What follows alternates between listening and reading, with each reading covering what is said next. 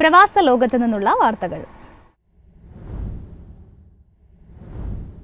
Corporate നികുതി കുറയ്ക്കുമെന്ന് Trump.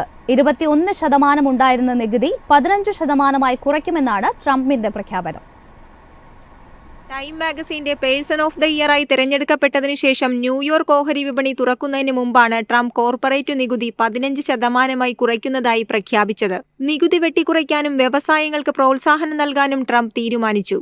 Corporate മേഖലയ്ക്കായി പ്രത്യേക incentive ഏർപ്പെടുത്തും.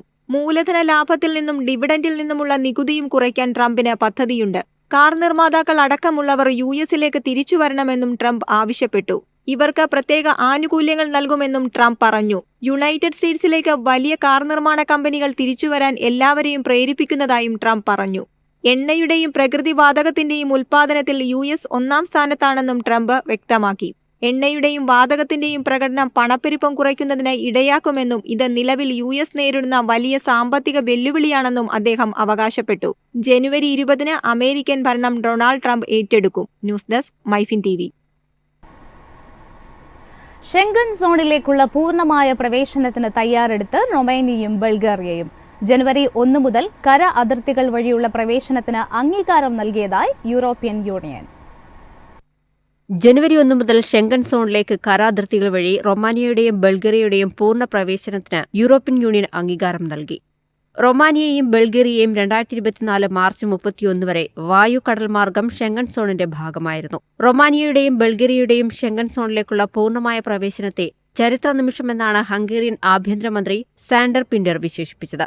അതിർത്തി പരിശോധനകളില്ലാതെ ഈ രാജ്യങ്ങളിലെ പൗരന്മാർക്ക് യൂറോപ്പിലെ ഷെങ്കൻ രാജ്യങ്ങളിലേക്ക് യാത്ര ചെയ്യാം. 1985-ലാണ് യൂറോപ്പിൽ സ്വതന്ത്ര സഞ്ചാരം ലക്ഷ്യമിട്ട് 7 രാജ്യങ്ങൾ ഷെങ്കൻ ഉടമ്പടിയിൽ ഒപ്പുവെച്ചത്. പിന്നീട് കൂടുതൽ രാജ്യങ്ങൾ ഈ ഗ്രൂപ്പിൽ അംഗമായി. ബൾഗേറിയയും റൊമാനിയയും ചേരുന്നതോടെ അംഗരാജ്യങ്ങളുടെ എണ്ണം 29 ആകും. അവസാനമായി ഷെങ്കനിൽ ചേർന്ന ക്രൊയേഷ്യയെപ്പോലെ ഈ രാജ്യങ്ങളിൽ ചെലവുകൾ കുത്തനെ വർദ്ധിക്കുമോ എന്ന ആശങ്ക വിനോദസഞ്ചാരികൾക്കുണ്ട്. ബൾഗേറിയയും റൊമാനിയയും അവരുടെ കറൻസികൾ ഉടൻ തന്നെ യൂറോയിലേക്ക് മാറില്ലെന്നാണ് വിലയിരുത്തപ്പെടുന്നത്. എന്നാൽ ഭാവിയിൽ ഇവർ യൂറോപ്യൻ യൂണിയന്റെ പൊതുവായ കറൻസി വ്യവസ്ഥയിലേക്ക് മാറേണ്ടിവരും. News desk MyFin TV. Indian IT സ്ഥാപനങ്ങൾക്കുള്ള H1B വിസ പകുതിയായി കുറഞ്ഞു. 2023 സാമ്പത്തിക വർഷത്തിലെ 3.5% നിന്ന് കഴിഞ്ഞ സാമ്പത്തിക വർഷം H1B നിഷേധ നിരക്ക് 2.5% കുറഞ്ഞു.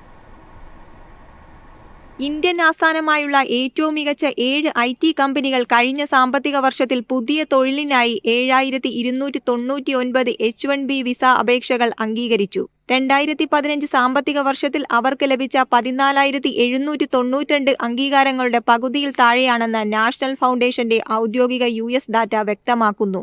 വരാനിരിക്കുന്ന ട്രംപ് ഭരണം തന്റെ ആദ്യ ടേമിൽ തൊഴിലുടമകൾ കണ്ട നിയന്ത്രിത നയങ്ങളിലേക്ക് മടങ്ങുകയാണെങ്കിൽ വിസ നിഷേധ നിരക്കുകൾ വർദ്ധിക്കുമെന്നാണ് കണക്കുകൂട്ടൽ. കഴിഞ്ഞ സാമ്പത്തിക വർഷത്തിൽ ആമസോണിന് പ്രാരംഭ ജോലികൾക്കായി ഏറ്റവും കൂടുതൽ അംഗീകൃത H1B വിസ അപേക്ഷകൾ ഉണ്ടായിരുന്നു. കോഗ്നിസന്റിന് 2837, ഇൻഫോസിസിന് 2504, TCSന് 1452 അംഗീകൃത H1B വിസ അപേക്ഷകളാണ് ഉണ്ടായിരുന്നത്. ഇലോൺ മസ്കിന്റെ ഉടമസ്ഥതയിലുള്ള ഇലക്ട്രിക് വാഹന നിർമ്മാതാക്കളായ ടെസ്ല കഴിഞ്ഞ സാമ്പത്തിക വർഷം H1B വിസ അംഗീകാരങ്ങളിൽ ഗണ്യമായ വർധനവ് കാണിച്ചു.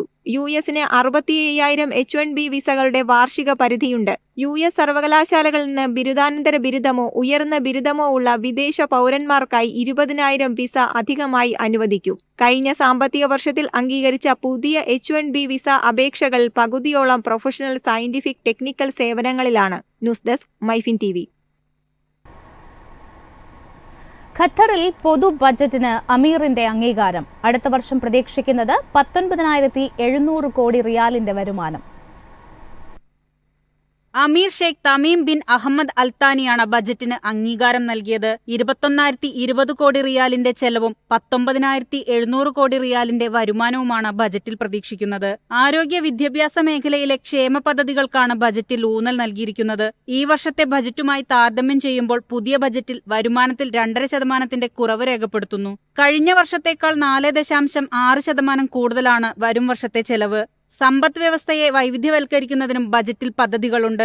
വിവരസാങ്കേതിക വിദ്യയ്ക്കും കമ്മ്യൂണിക്കേഷൻ മേഖലയ്ക്കും പ്രത്യേക പരിഗണന നൽകിയിട്ടുണ്ട്. 2025 ബജറ്റിൽ എണ്ണവില ബാരലിന് $60 കണക്കാക്കിയിട്ടുണ്ട്. എണ്ണവാതക വരുമാനം 15,400 കോടി റിയാലാണ് പ്രതീക്ഷിക്കുന്നത്. നടപ്പുവർഷത്തേക്കാൾ 3.1% കുറവാണിത്. ആരോഗ്യ, വിദ്യാഭ്യാസം തുടങ്ങിയ മേഖലകൾക്കായി മൊത്ത ബജറ്റിന്റെ 20% അനുവദിച്ചിരിക്കുന്നത്. വേതന മേഖലയ്ക്കായി 6,750 കോടി റിയാലാണ് നീക്കിയിരിക്കുന്നത്. നടപ്പുവർഷത്തേക്കാൾ 5.5% വർദ്ധിപ്പിച്ചത്. വൻകിട മൂലധന ചെലവിൽ 1.4% വർദ്ധിപ്പിച്ചിട്ടുണ്ട്. വികസന പദ്ധതികളുടെ പൂർത്തീകരണത്തിനാണിത്. News desk MyFin TV. കുവൈറ്റിൽ കുടുംബ സന്ദർശക വിസയുടെ കാലാവധി 3 മാസമാക്കും. മലയാളികൾ ഉൾപ്പെടെയുള്ള പ്രവാസികൾക്ക് ഉപകാരപ്രദമാകും. കുടുംബ സന്ദർശക വിസയുടെ കാലാവധി 3 മാസമായി കൂട്ടിയെന്ന് ആഭ്യന്തര മന്ത്രാലയം assistant under secretary major general Ali Al അദ്വാനിയാണ് അറിയിച്ചത്. 1 വർഷമായി നിർത്തിവെച്ചിരുന്ന കുടുംബ സന്ദർശക വിസ കഴിഞ്ഞ മാസമാണ് വീണ്ടും നൽകി തുടങ്ങിയത്. 1 മാസമാണ് നിലവിൽ ഇത്തരം വിസയ്ക്കുള്ള കാലാവധി. അനധികൃതമായി വിസ കച്ചവടം നടത്തുന്നവർക്കെതിരെ കർശന നടപടി സ്വീകരിക്കുമെന്നും മന്ത്രാലയം അറിയിച്ചു. 3 മുതൽ 5 വർഷം വരെ തടവ് ശിക്ഷയും അല്ലെങ്കിൽ 5,000 ദിനാർ മുതൽ 10,000 ദിനാർ വരെ പിഴയുമാണ് ശിക്ഷ. റെസിഡൻസി കാലാവധി ഉണ്ടെങ്കിലും നിയമലംഘനം കണ്ടെത്തിയാൽ പ്രവാസികളെ നാടുകടത്തും. News desk MyFin TV.